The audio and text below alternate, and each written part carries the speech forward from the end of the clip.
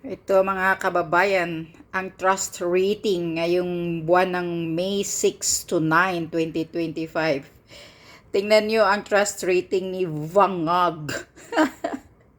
Nakakahiya ka, Vangag, Marcos Jr.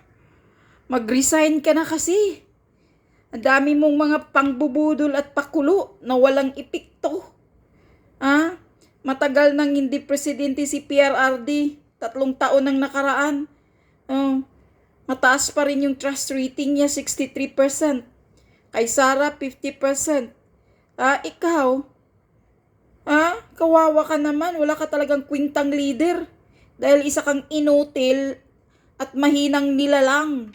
Weak. Sabi pa nga ni PRRD, weak.